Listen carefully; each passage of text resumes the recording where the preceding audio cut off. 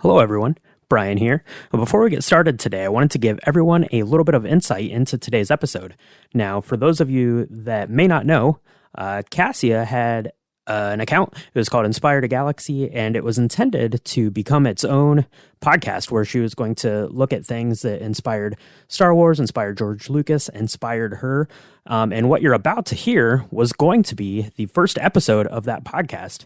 However, unfortunately, that never came to fruition, but we have plans for Inspired a Galaxy, and we want to start incorporating it into the Old Republic podcast. So anytime we're going to be talking about something that inspired not only Star Wars, but inspires us, our creativity, things that we like, other fandoms, anything like that, we're going to be putting it under the Inspired a Galaxy moniker. And we think that that's pretty cool. It's going to give us the opportunity to talk about different movies that we like, different, books, TV shows. It could be anything that inspires us or inspires the Old Republic podcast community. We want to be able to talk about that, and we're going to be doing it under the Inspired a Galaxy branding, so to speak. So sit back, relax, and enjoy this Inspired a Galaxy conversation about The Green Knight.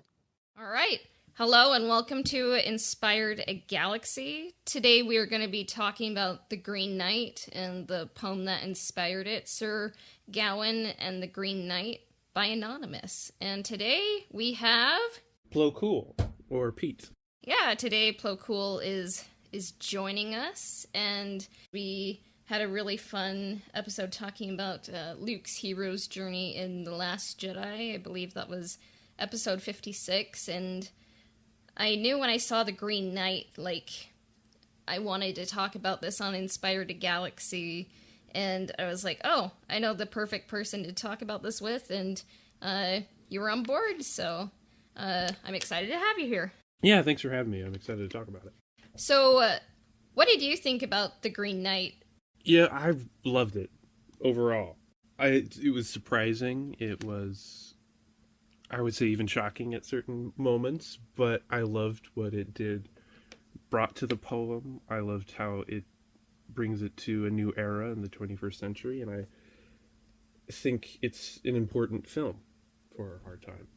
Same here, because I studied the poem in my undergrad. I actually had to kind of play the lady in a play. It was very, very, very, very tame. Nothing kind of like this one, but I'm like, no one else wants to be the lady. Okay, I guess I have to do it, But so, yeah, studied it, I want to say almost it felt like a month. Maybe it was a few weeks, but my professor really just loved the poem, and I think you kind of learn a lot about literature and King Arthur, different poetic meters, kind of it's a little bit like Beowulf, I think, where it's you kind of have the transition. You can kind of see the change from pagan Anglo-Saxon culture to Christian England, and there's kind of some you can definitely see that in the poem in the movie. And so I've always loved the poem, and I was curious about this film. It was just, I think it was supposed to come out last year, but now it was finally coming out, and I saw it, and I thought it was a really good adaptation that somehow deconstructed and constructed, the poem. Yeah. And it's the difference between a movie and cinema in my For view. sure. One thing I always kind of forget is that Gawain is the nephew of King Arthur. And in this adaptation, he's not a knight yet, and he just kind of wakes up on Christmas morning, and you kind of see that house in the background catch on fire. What did you think that kind of represented? That image, because it's such a slow start and peculiar, and it sets, in an odd way, it sets the tone for the entire movie, though. To me, that represented Gawain's kind of his laziness and I guess lustfulness, in the sense of like there's something going on here and he's not doing anything about it. And it kind of sets the tone for what he needs to do for the rest of the movie. Yeah. And what happened, like, of not ignoring, what's going on around you. Because he's just, I thought that was an interesting approach for him in general. Because in the poem, he's there at the round table, but you don't give any of the sense that he's in a brothel or something like that's not in the poem. So I thought it was an interesting approach, because now it makes his quest for honor more meaningful. Yeah. That image, it's very striking. I'm still kind of thinking about that. I'm not exactly sure. Yeah, because I think the poem, if you kind of like read between the lines, kind of hints at like people get really into celebrating, Christmas. Mm-hmm. And like if you kind of like read some of the old texts, like I think it's Thomas Mallory's, like, I don't really know French, like the death of King Arthur, and like you kind of read a line and it says, and the knights would not rape, and it's like, well, if you have to say they don't rape, like they're probably not the best knights, And one thing I was kind of surprised by was the addition of the character Essel, and like I was kind of like, is that? And then when you later see the lady, and I was like, are these both played by Alicia Vikander? But then I was like, no, they're different, right? But then like later on, I'm like, oh, it was just really, really good makeup. And Essel is good acting. Yeah, great acting and makeup, all the things. Essel was an addition from the poem. What do you kind of think like Essel represents in your view? That's a good question, because in contrast to the lady, it's interesting because they're two opposites, but Essel brings out more, I think, even though she is, I think more maybe a medieval prostitute at this time. You kind of get that. I think that's what she is.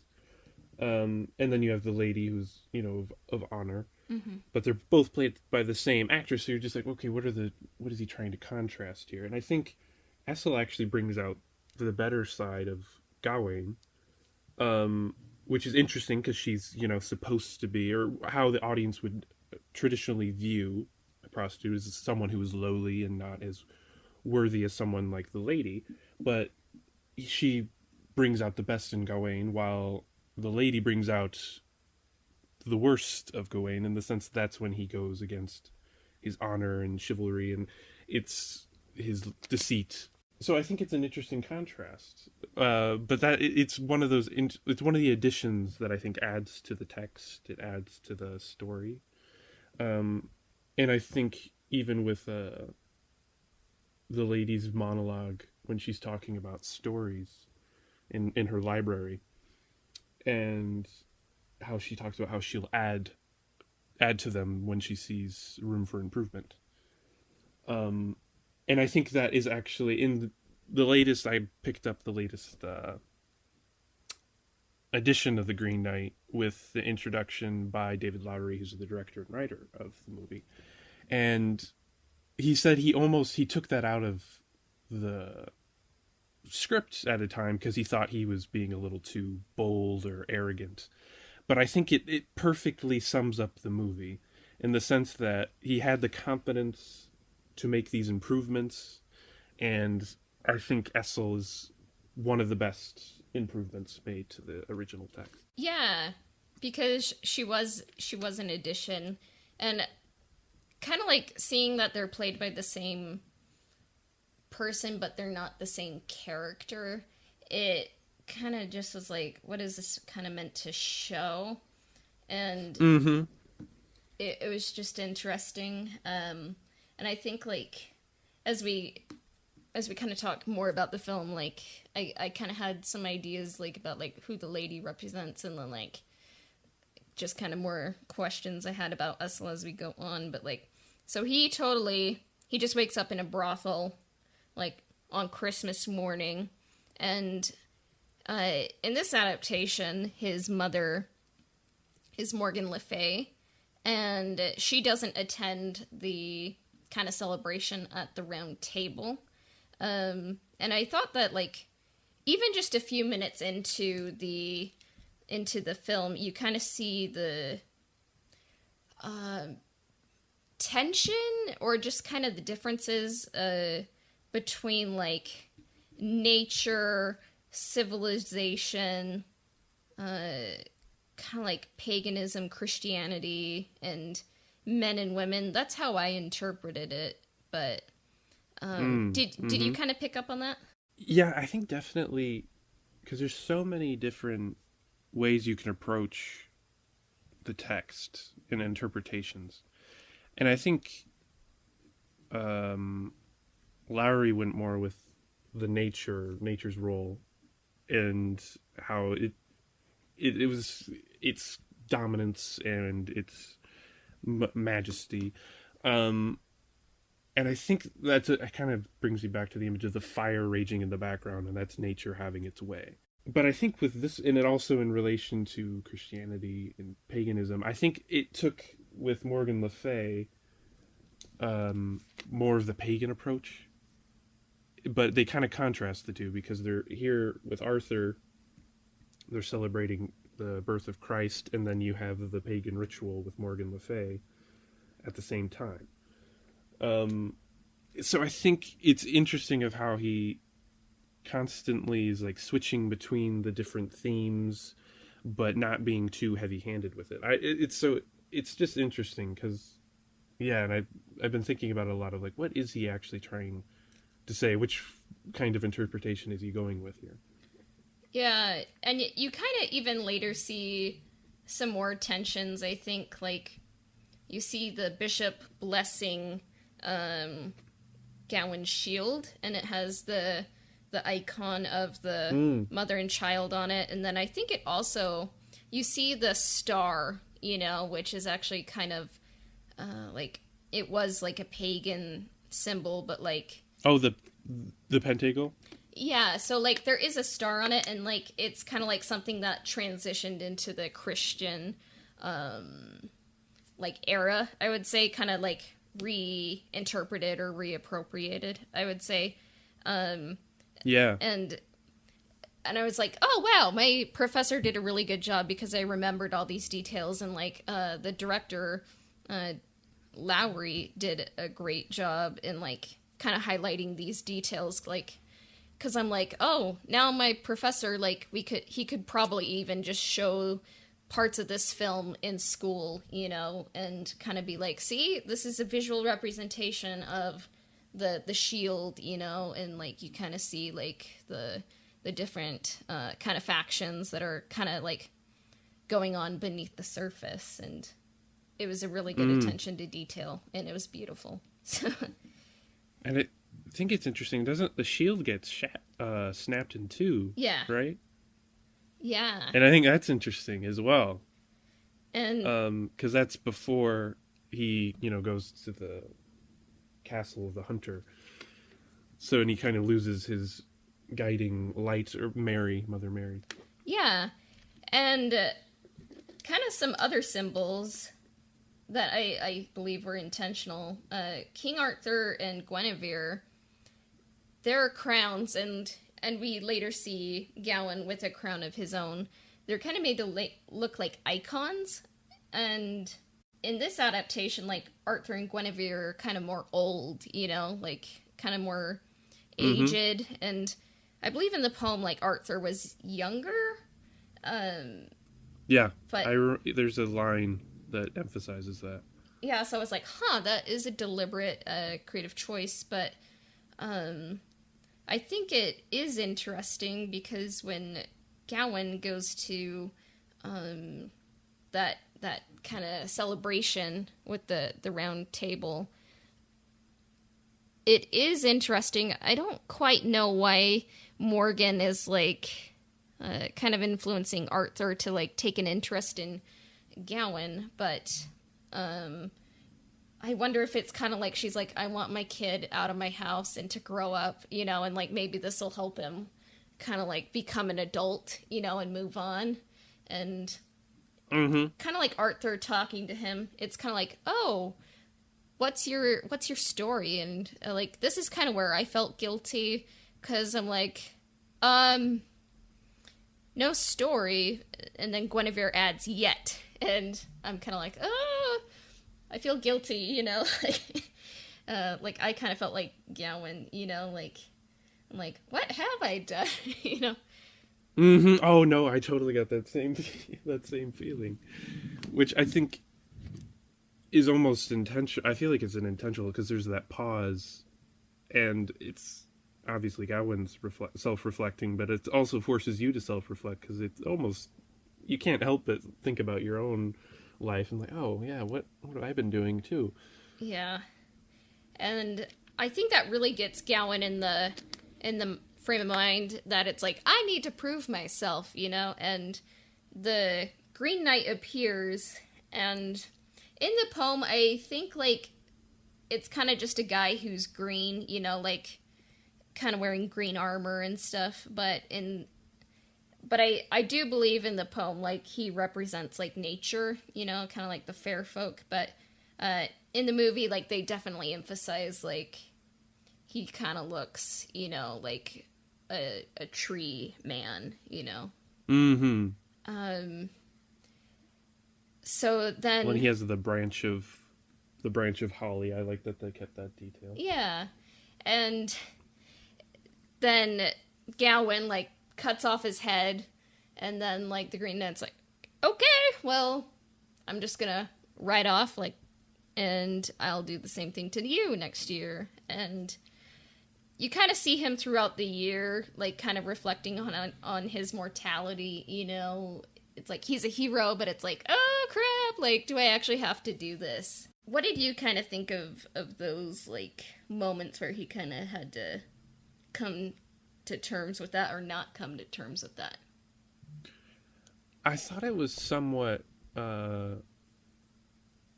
meta in a sense, because he's, you know, we view this story, it's like, okay, it's a story about a hero, Gawain, but it's a legend within a legend. So in the story, it's already exaggerated of how much of a hero he is, you know? And I think even in the poem, they emphasize that the ladies talks about his renown and all that. And that he's worshipped throughout the land. And I think that's just it's interesting. And I like that they emphasize that approach in the poem as well, but also with a tinge more of existential dread. And how what he has to live up to. Because he's a hero and he's almost on this mythic level almost at this point, but he's still unsure of, like, wait, is this actually for real? Is this just a game? Like, what is my role still? And I think they did that very well of making it more of an existential thing of what he has to do. Yeah. He kind of had to come to grips with his mortality, and it did seem kind of meta, that the poem is kind of the exaggerated and much more heroic adaptation of what happened. But, like, in my mind, like, the movie is kind of like maybe, like, what actually happened, and then the poem was like, maybe, like, kind of make me look awesome instead, and, like, as a good person, you know? Like, exaggerate it and make me look more heroic, you know? And I was kind of like, man, it would be kind of cool to, like, see adaptations of the Iliad or the Odyssey or the Aeneid kind of in this, with this, like, kind of tone, I think. It would be interesting. I'm like, I hope it kind of reignites a love for, like, old poems, because, like, for me, like, in another life, maybe I would have been a classics professor. Maybe I still can be. It's just, Corona happened, in case you missed Corona. Yeah. Yeah. But, yeah, like, when he leaves, he gets the shield with the mother and child on it. It's blessed by a priest, and then his mother with her witch friends, like, kind of creates the green girdle, you know.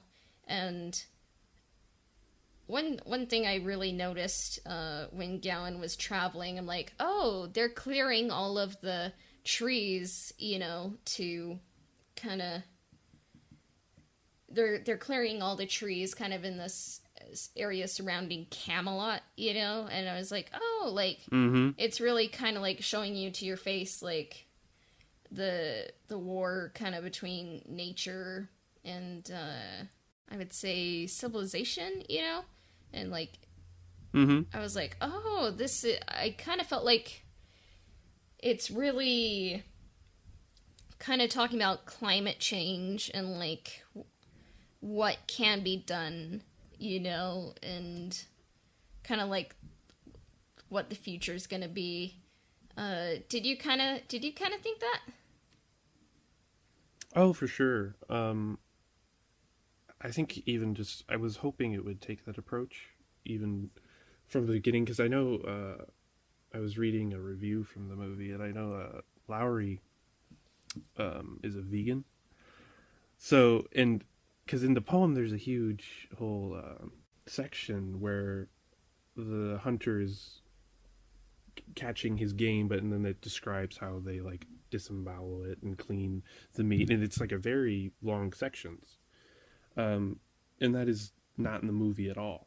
And it kind of, when you realize that Lowry is a vegan, it kind of makes sense. So it's interesting once again that his spin on it, but also that approach of nature being like a prominent aspect of his interpretation of the poem. And I think I admire that a lot, because that's the aspect that you can tell stands out to him from the poem the most.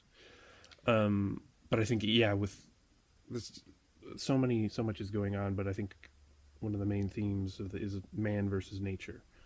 And I think with the deforestation, that stark imagery, it's just, yeah, I think it's fascinating, and they set that from the very beginning, and I like how they do that. Yeah, and I kind of think like when Gowan meets the boy scavenging in the battlefield, I think it kind of shows that like maybe like that like Gowan isn't really like helping people like in a lower situation than him, and it's like I think if he would have just been perhaps maybe like a bit kinder, maybe like the scavengers and their group wouldn't have like ambushed Gowan, you know. What do you think about that? I think I kind of saw the scavengers as another test from the Green Knight, the kind, or Morgan Le Fay, because I always forget that at the end of the poem there's it's almost like a footnote that Morgan Le Fay was behind it all. This, I like that the movie emphasizes that more. Yeah. Of her kind of hands and concocting this elaborate web is much more prominent. In the poem, it's just kind of like, wait, what? She was behind it all? Like, what is it? That's kind of random. So I kind of saw the scavenger and his gang of ruffians as more of another test, and he failed it. Yeah. With how he treated the scavenger.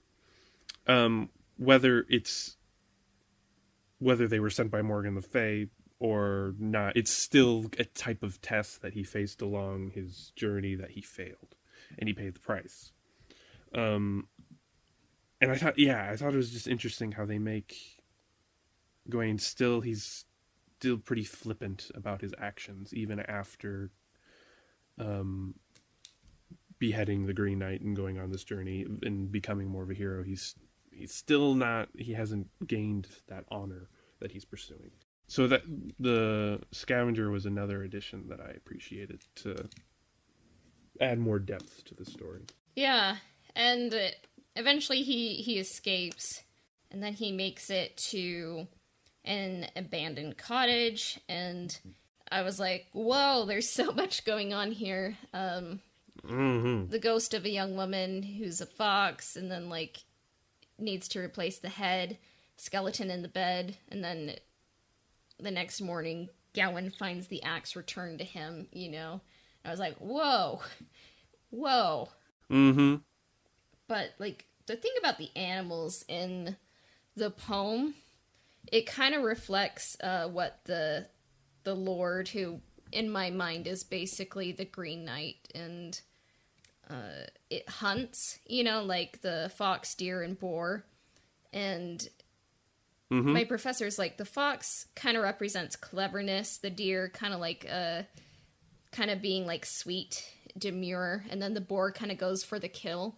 And it kind of shows like the different ways in the poem that the lady kind of like tries to come on to Sir Gawain, like because like the boar kind of represents her like going for the kill, you know, and the fox is kind of like, oh, I have a magical girdle, you know, like it could help you, I'm just saying, like, and it was kind of interesting to see like the fox appear. Like, what did you think about that section there? I was really fascinated by Winifred, and I watched a scene breakdown of that by the director. And that is, because Saint Winifred, that's a kind of another legend during Arthurian times of the woman who refused I'm a little far down the story, but he refused his pursuits and then was beheaded. And Lowry was very fascinated by that, and he just knew he wanted to include it from very early on. And it kind of connects to the poem because there's a passing line in the poem that mentions the house of Winifred, like that cottage. Yeah.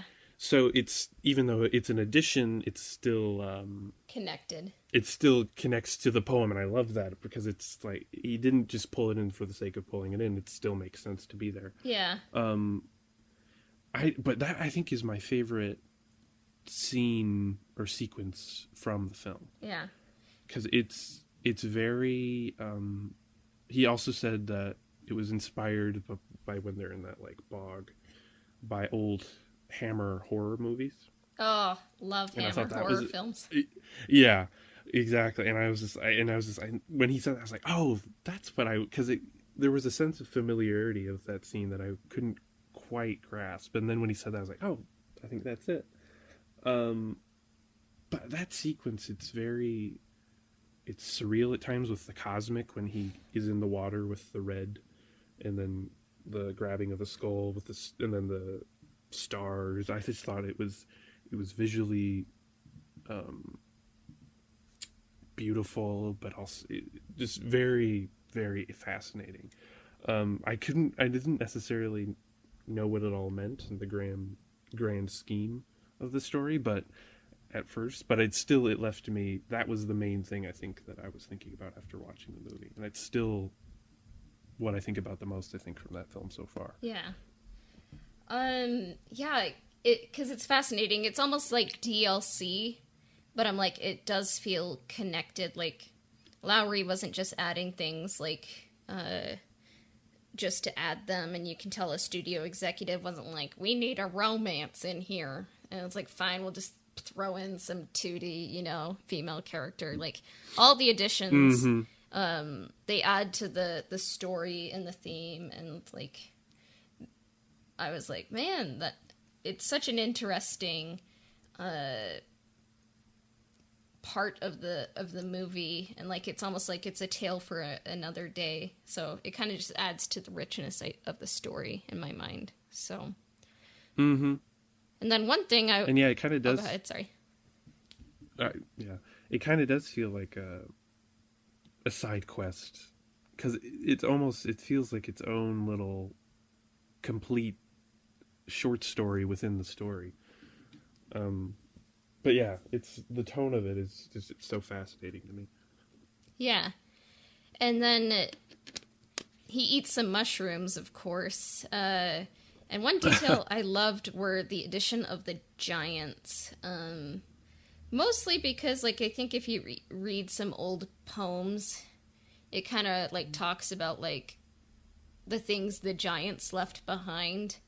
And, like, my professor's like, what they're kind of talking about is like the things the Romans left behind, because like people kind of forgot what they were used for. Like if you kind of see like is it viaducts? I think like where it's kind of like water moves through them and they're kind of raised so it can all go downhill. Like people are like, what is that? It's a door for a giant, you know?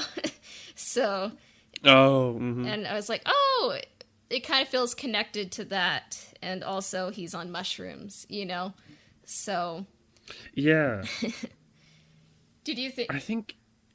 Oh, go ahead. Sorry. I think with all, because I know in the poem mentions what he encounters on his journey, because that was another thing. The poem doesn't really go into his journey to the chapel too much. It kind of just mentions with exposition of what he experienced, what he saw, who he encountered. And I know giants are a part of that.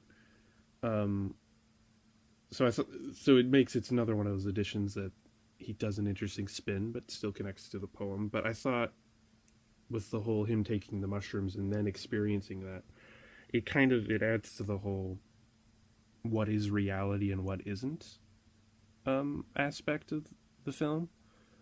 Because it also makes me think of when he's tied up in bounds in the middle of the forest, and it does that 360 pan, and it comes back to him, and that it's just his skull or his skeleton.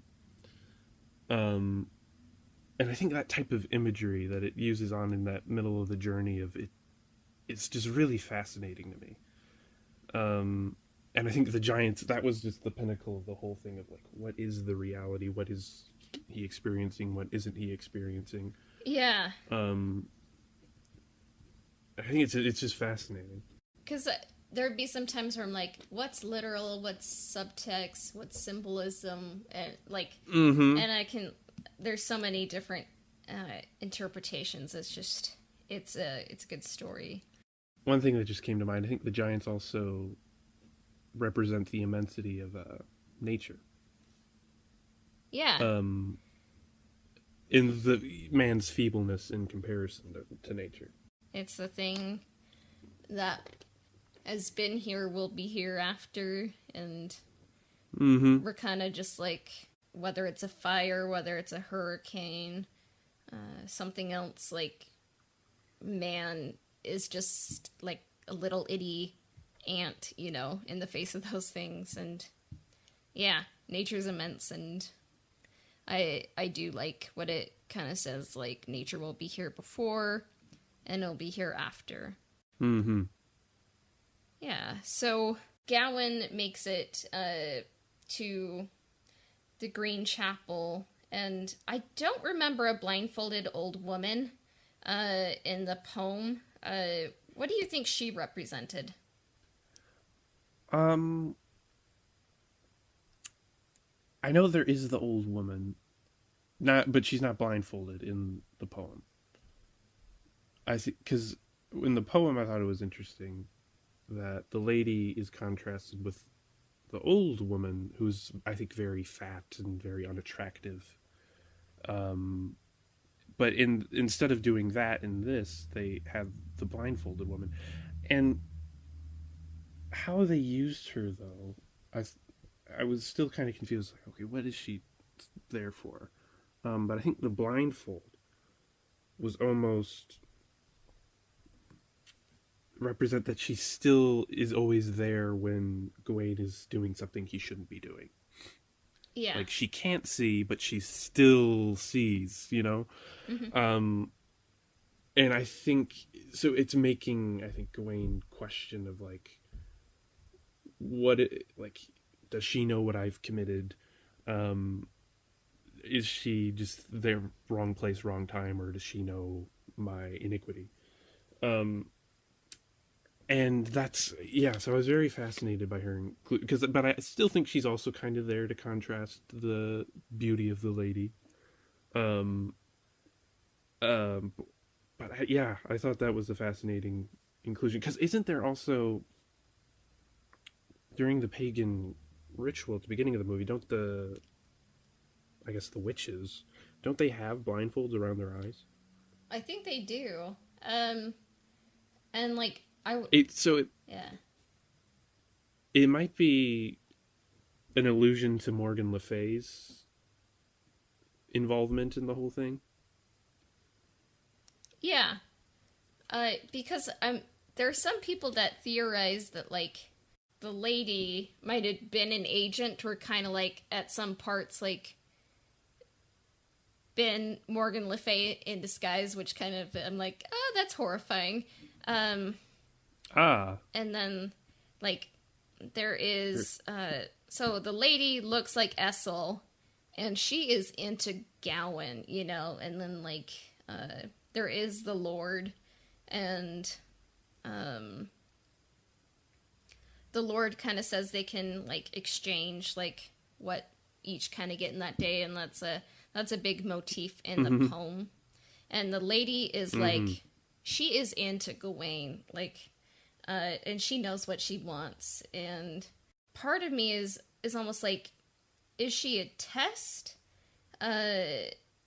sent by his mother? Is she just another person? Because there were some parts of it I was like, she kind of represents like a scientific mind, kind of contrasted with maybe like kind of more connected to nature, kind of like his mother, like a witch or something. But she's seems very kind of more in tune with nature, like a bit of like the connection between nature and man, you know? And that discussion they have where they kind of talk about red and green, where Gowan's like, it was something not of this earth. And she's like, well, actually, if you look around with your eyes, like green is all around you, you know? And she kind of talks about like nature is what will be left behind, like to grow, like after you kind of just kind of do what you will, you know? And like that's like nature is what grows, you know? And I think it was kind of talking about like women, nature, and kind of all that. And that monologue that she gives, how it's the color of life, but also the color of rot. Yeah. Which is interesting. And I think, because one thing that this movie does differently with the green girdle, which I still, how it is, it's lined with whatever the Morgan Le Fay put in it. But I think that might be some type of, almost an enchantment that could do with the whole thing of him not having a firm grasp of reality. And that can also connect to, you know, the lady looking like Essel. He's projecting his own desire onto the lady. And he desires Essel, so it would make sense that the lady would look like a more beautiful appearance of Essel. Yeah. Because I'm like, yeah, there's something going on with like when the lady presents Gowan with the girdle, it doesn't go the way in my mind that the poem went, and it's kind of like she's saying like, you're no knight, because he kind of fails, and then like the old woman is there to like kind of witness it, and then Gowan kind of feels ashamed, and then like the Lord sees him and kind of reminds him like of the exchange they had, and like the Lord kisses Gowan like in turn for the like the exchange, like, you know, that he got the girdle, but Gowan doesn't give him the girdle. I think he just feels guilty, you know, like honestly, like looking at like Gowan through this movie, like it's kind of like he's kind of failed at each point rather than like he succeeded. And I was like, oh, this is kind of interesting. Like it is kind of like following the hero's journey structure, but it's just kind of doing it a bit differently. And the ending is probably the part that I think of probably the most from this film.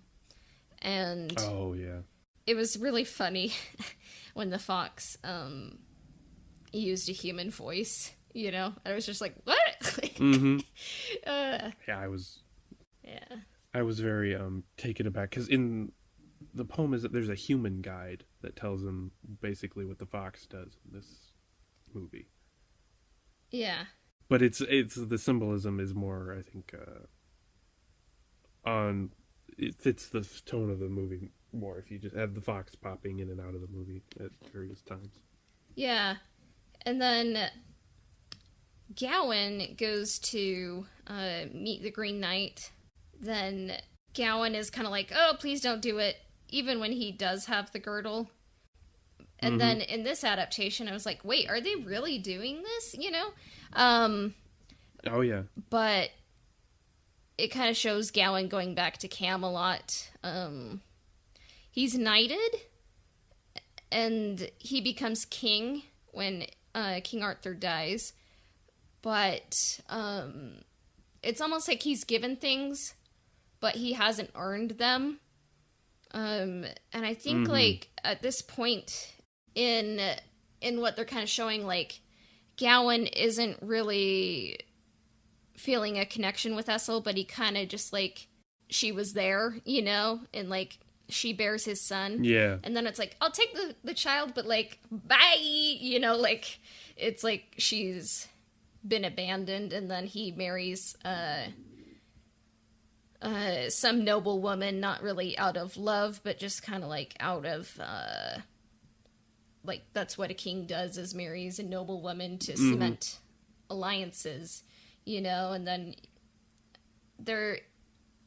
if you watch The Power of Myth, Joseph Campbell and Bill Moyers talk about this poem a lot. And if you've read it, have you read The Heroic Journey by Campbell? It's sort of like a biography, but kind of like talks about like his history, and then like it kind of has transcripts of stuff he's talked about. Oh, that I have not read that yet. Okay. No. There is a point where he kind of is talking about this, about, I think, like, it's a tale about Parsifal, and it's kind of talking about, like, how Parsifal, like, he is presented, you know, a wife just because he's a good knight, and it's like, she's a good lady, you know, but he's like, I don't want to marry you just because, like, your father tells me to, you know. And he kind of like later finds like someone, and then they fall in love, you know. But like I kind of saw it like when Gawain gets married, and like he doesn't, like, they don't like consummate the marriage, you know. Like I kind of saw that as like him not feeling like, it kind of brought to mind like that tale by like what Joseph Campbell was talking about, is like, I think Gawain kind of knows he kind of just was fulfilling like social obligations, and kind of like, you kind of see like when they're like lying in bed, and then like there's a crack on top of the bed, kind of like a crack, like I think that kind of represents like he feels like he has done right, you know. He's king, but he's done it wrong, and like he's kind of lied about like facing the Green Knight. He kind of like treated Essel badly, and then just like has like, he's married, and like it's kind of just to fulfill a social obligation. It's kind of like not really what nature is about. And you see his son, who he loves, like you kind of see him grow up and like die in battle, and Gawain becomes a king that they just throw, you know, waste at, and the castle is under siege, and everyone's kind of like, we gotta get out of here, we're gonna die. And then you see Gawain pull the green girdle from his abdomen, and the King Gawain, the head falls off. And then, like, you realize it was a vision, because I'm like, is this really the ending? Like, this is... Yeah, that's what I thought it was, yeah. And then you see Gawain kind of awake from that vision, and in the Green Chapel, And then he removes the girdle, which is something he does not do in the poem. And he says, "Oh, now I'm ready." And then the Green Knight says, "Now off with your head." And I think it can end in many different ways. And it really got me thinking, like, is Gawain gonna survive, or is he gonna die with dignity, or did he kind of pass the test? What did you think about that ending? I thought, man, I was really taken aback when it cut to him back in the green trap. I was like, oh, that was all a vision. Like, I was amazed, but in a sense relieved, but also I was just like, man, he got me. I really thought that's how it was going to end. And I think how I viewed that last line, I thought that was almost like a dad joke from the Green Knight. I thought that was because in the poem he just gives him a nick, right? Yeah. So it will be as a reminder. So I kind of just assumed that's what happened, like, in that he was just making that comment as a joke, in a sense, because it even just with the certain type of there's a bit of irony or sarcasm in his voice. Yeah. So but one thing about that though that I love is that if you haven't read the poem, you would probably think that he got his head cut off. Yeah. Which is interesting, because, I mean, I'm not expecting that many people to go into this and be that familiar with the poem. Yeah. So I think it's one of those things where it's like a new interpretation for, some ambiguity that is very fitting for 21st century adaptation of this poem. Yeah, because when I first saw it, I'm like, oh, they made it so Gawain dies in this adaptation. But then I was like, oh, no. It kind of shows him succeeding for the first time. So I think it does mean he lives, but we don't really need to necessarily kind of like have maybe the cliche, like, kind of see the hero return home and everything is like a celebration, you know? And it's just kind of like the title on a tree ring, and I was like, oh, it really got me thinking more than maybe like what a studio executive would like think is commercially viable, like say in the 1990s. And I just loved like how this film handled the ending. One question I had is, do you think that Gawain like had affection, like he loved Essel? Do you think? That's what I'm trying to. I still am. Where I think about that, I'm like, man, I should see this again. But when Essel is talking to Gawain before he leaves, she talks about how I'll be your lady and you'll be my man, and he doesn't really respond to that, and is silent. And I was like, oh, honey, like. Yeah. Oof.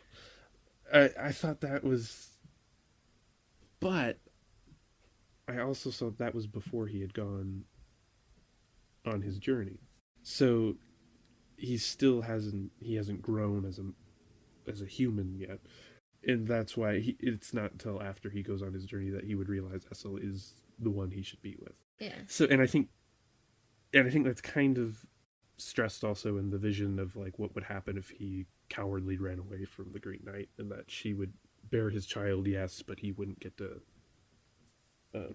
spend his life with her because out of obligation. Yeah, because I can see kind of two kind of paths. I think like maybe they could end up together. Maybe Gawain wouldn't be king, or he could kind of do the right thing and kind of not just use her because she's there, and kind of walk away and kind of end it. So like either of those options I would be happy with, because like kind of when the lady's like talking to him and like she kind of sees that little like bell, and like Gawain's like, yeah, I don't know anything about love. I don't know if he is just unsure or just like callous, or just like he's interested in this new fascinating lady.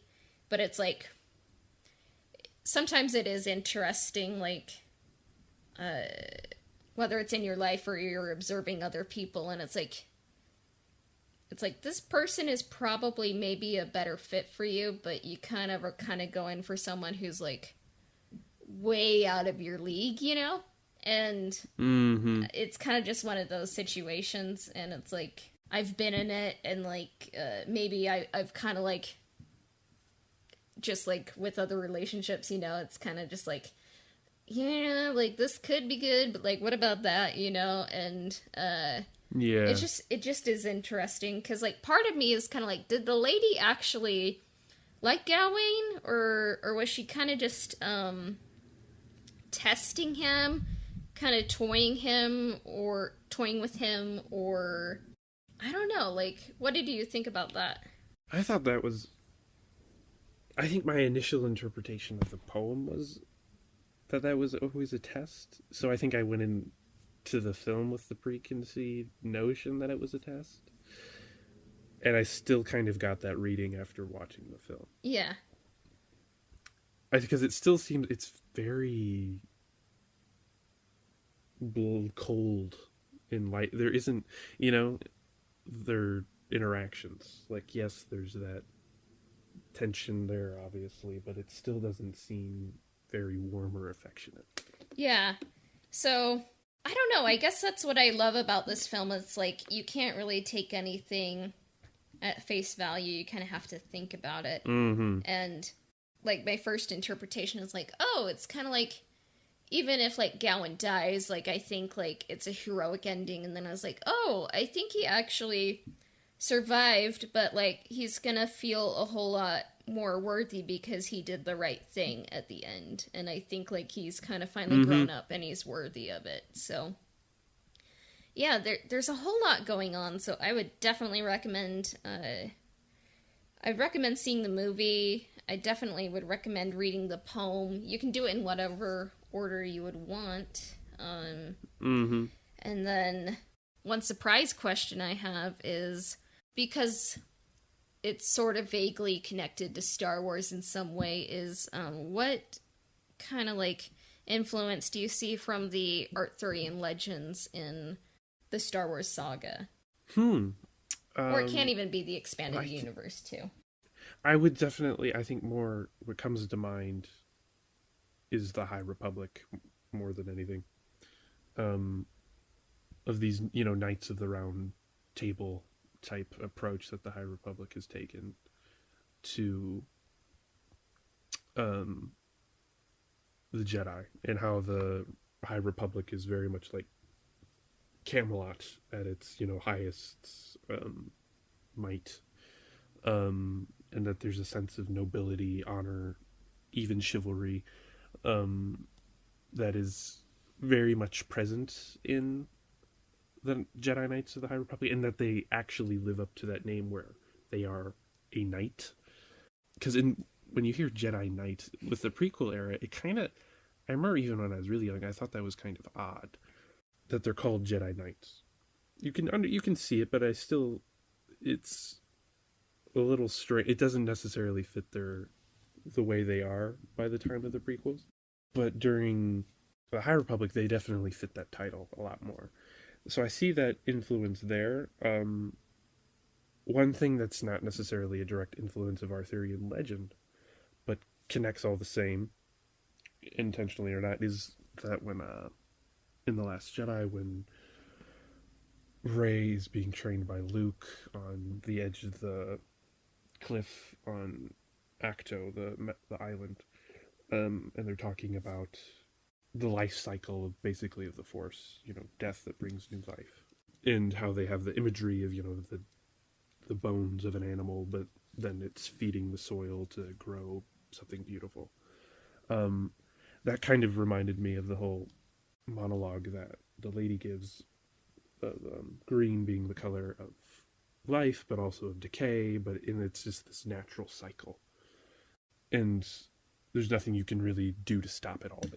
You can tear it out by the roots one day, and then the next it comes creeping back. And that it made me think of that scene from The Last Jedi.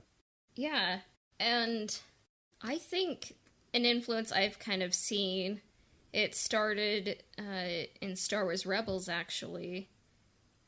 And then we kind of see it follow through in some of the films, and Clone Wars is the Dark Saber.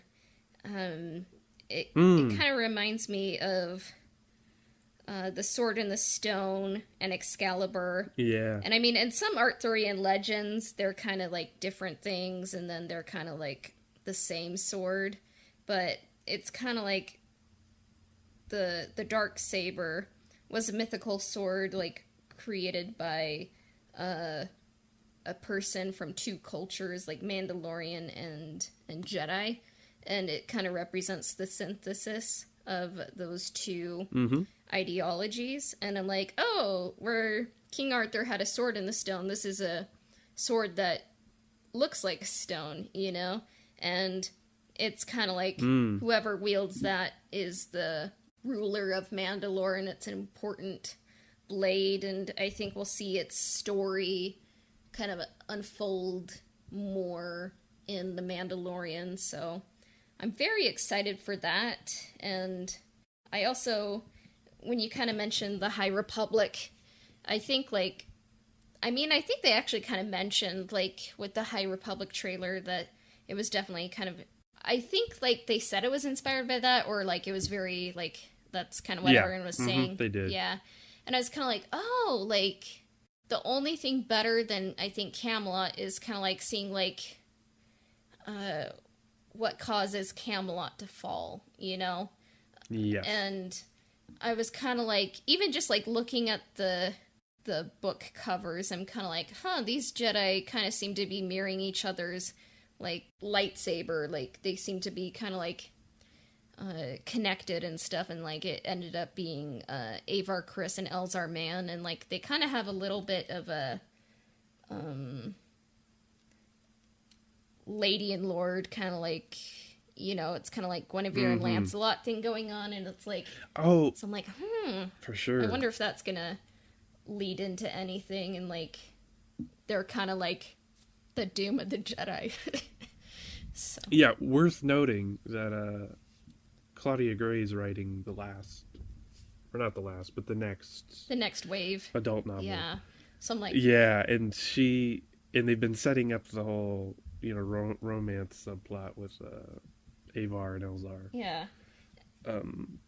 So I think that'll be interesting because, you know, she usually writes in that type of with the romances. So I'm looking forward to what they'll do with that. Yeah, I need to, like, I was sort of whispering it, but then I was like, oh wait, I'm on a podcast, you know. But I was like, I still haven't, like, been able to read Lost Stars yet, but I'm like, I need to, like, people, the way everyone talks it up, I'm like, oh, I need to, you know. So I'll have to do that before it comes out. But yeah, like, it's just so fascinating to look at a golden age and, like, how it turns into a gilded age. And I think we're going to kind of see that with the High Republic novels. Like, I think it's already kind of happening there. And then we'll see it with the Acolyte and, like, how that kind of, like, ties into the prequels. Just so much, like, fun stuff is going on in the storytelling side of Star Wars, and I'm excited for the future. Yeah. Me too. So, in conclusion, you should watch The Green Knight, read the Sir Gawain and the Green Knight poem. You can find it at any indie bookstore of your choice, and just stay curious when you're reading or watching or listening to any other things, and you can kind of see, like, many of the stories we tell, like, have connections to older stories, and, like, it makes it richer when you kind of find those, like, connections, whether it's mythological storytelling or, like, history, art. The connections, they're fun, you know, and make for a richer experience. So where can our listeners find you? You can find me on Instagram at plo__cool. All right, sounds good, and thank you again for coming on, and this is where we'll end this episode. Thank you.